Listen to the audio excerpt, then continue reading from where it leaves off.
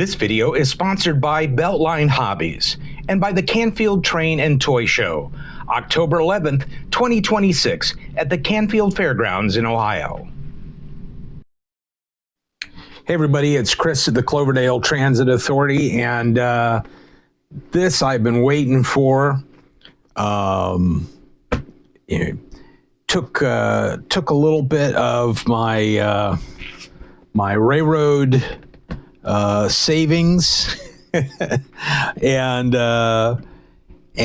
went after this, and I've got it for an incredible price because I wheeled and dealed. Even though it's an eBay thing, I wheeled and dealed. I recommend everybody always use the make an offer button, and came in with a real low offer. He came up a little bit and we're good. But I can't believe it. I didn't even know really about this locomotive, and I'm not even doing an official, formal, fancy video open other than the credits. You know, I just want to get in at this thing.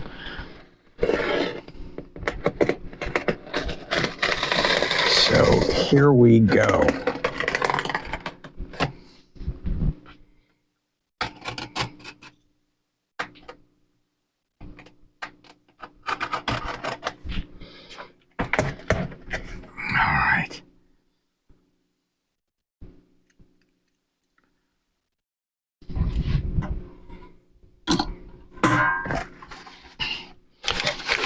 Newspaper.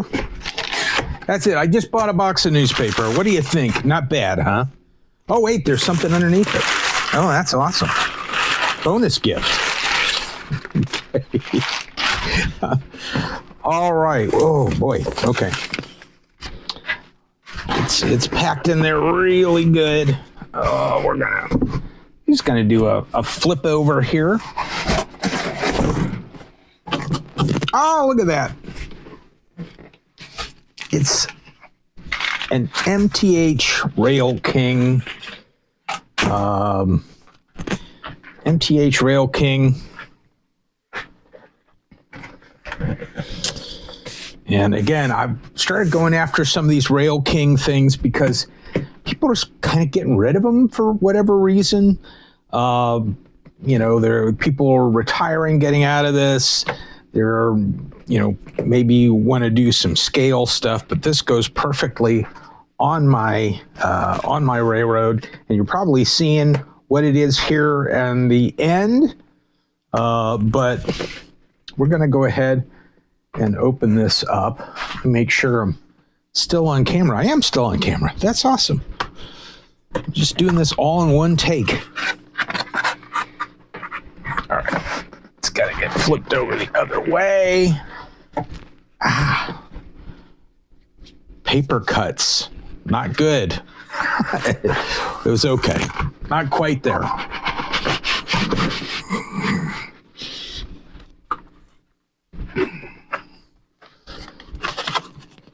Oh boy. Man, this is a monster. It really weighs a ton. Oh. All right. See, are we still on camera? We are still on camera. That's a good thing. Okay. Is it upside down or right side up? No, it's upside down. Okay.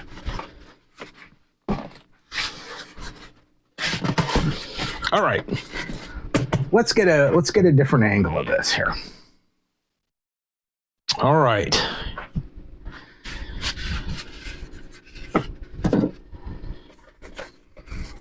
Okay, here we go. We're right side up. All right.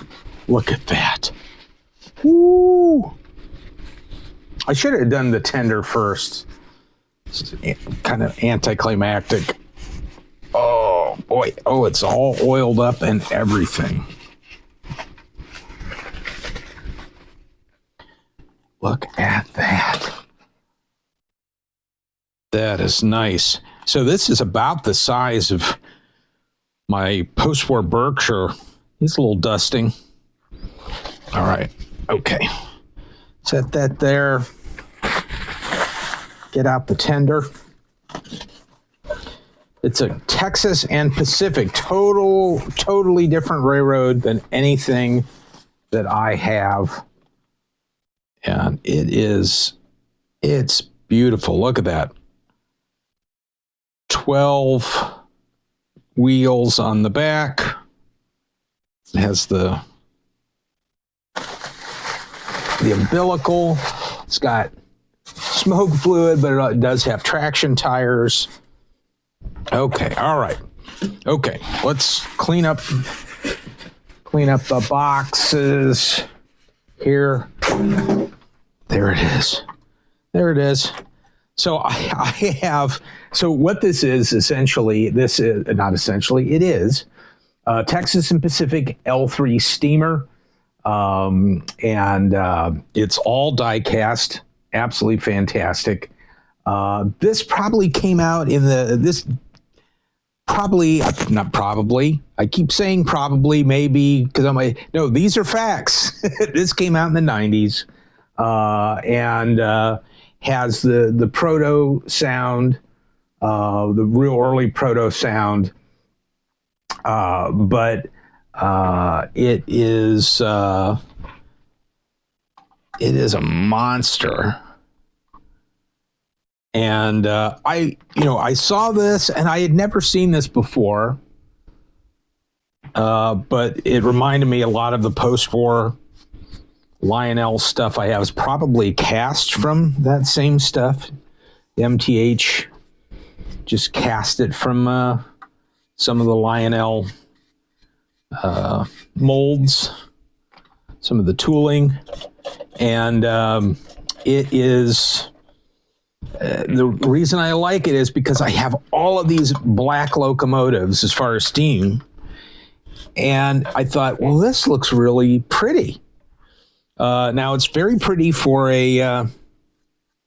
something that hauled freight. That's what these hauled, and Texas and Pacific was mostly freight. Yeah, isn't that cool? Well, all right. Here's the big part.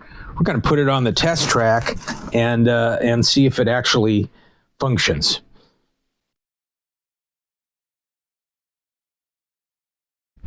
Okay, well, I've already tested this, but I'll show you.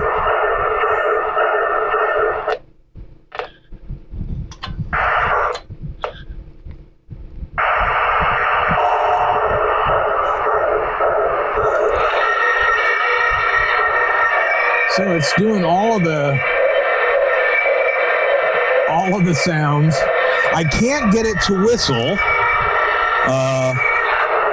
because it is, I think this has to be moving to whistle. But there is a set of directions in here. So, or at least I thought there was. I'm not seeing it. Maybe it is. I don't know. Rustling through stuff. I'll take a look. Wow. And I may want to turn this down because it's loud. All right. There you go. I think there's instructions in here somewhere. There was supposed to be. If not, you can find all these online and download them. It's no big deal. No, I'm not seeing them in here. All right, well, that's fine. I'm fine with that because you can download all these instructions. But yeah, I'm going to turn this down a little bit because it's loud. But we're gonna get it up there and see if once it's running, if it whistles, get some smoke fluid in there, and let's get this thing going.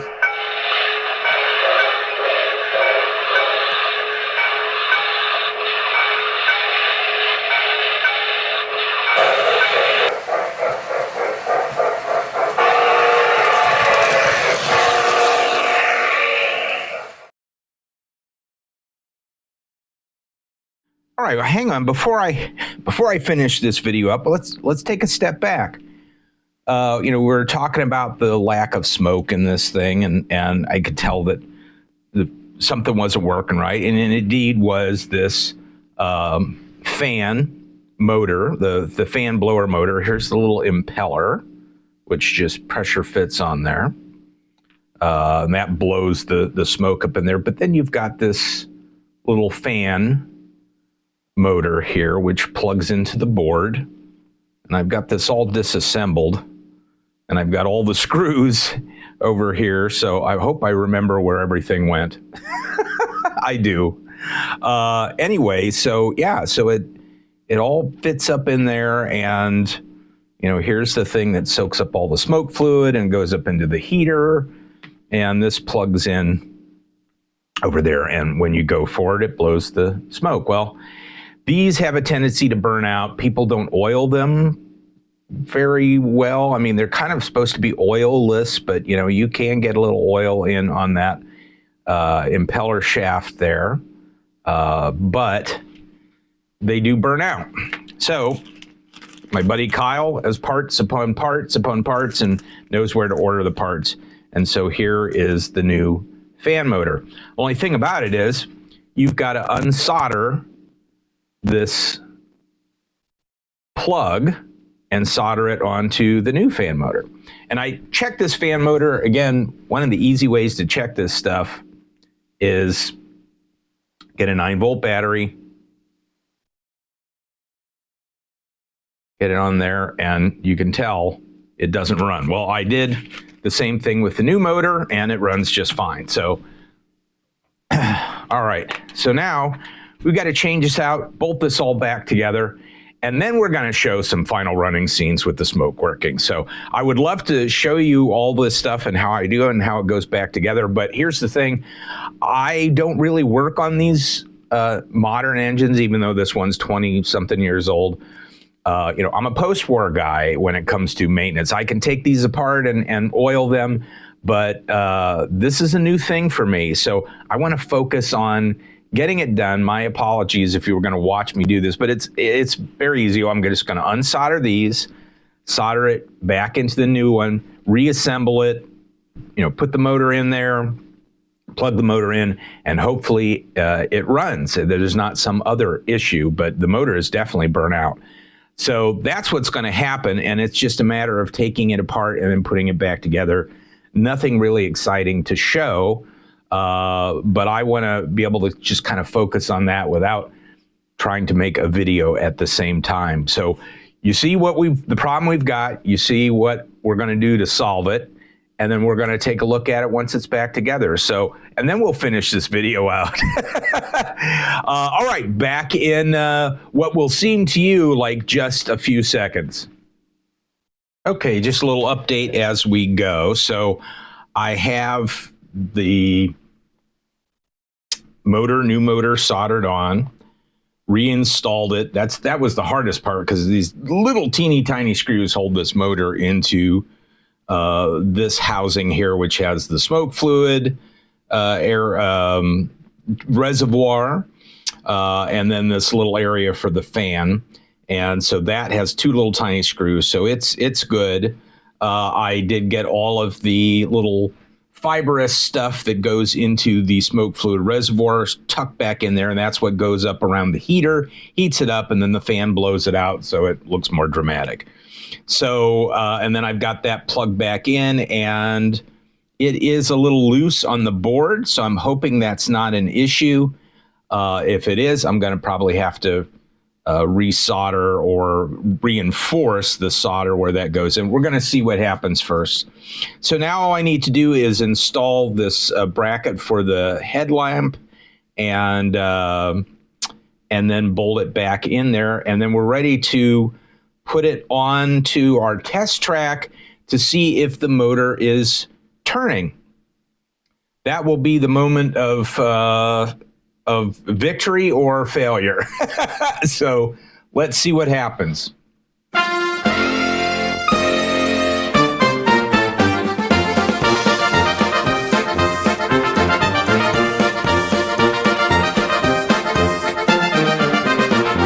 Okay, well, as you can see in the naked train running footage, that sucker is smoking. It didn't start smoking at first until I reached back there and pushed on that little plug. So what I did have to do was I don't know if you can see it from there. Let me move the camera and I'll show you. Okay. So you see these two little dots over here. That's the top part of where that plug for the smoke fan goes into the circuit board, which you could see if you could look underneath it. But those were loose. So all I did was touch a little tiny piece of solder onto each one of those, and it reconnected, and it's fine.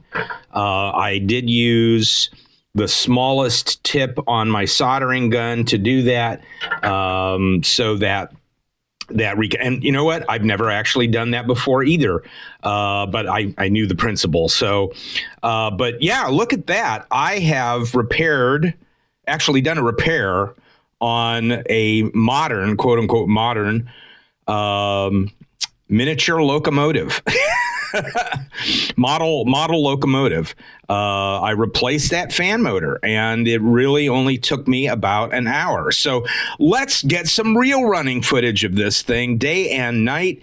And thank you so much again for watching this video. If you like this video, click on like, click on subscribe, and leave a comment. Let me know if there is a repair that you're anxious about doing, or that you did tackle and it worked out great, or maybe it didn't work out great.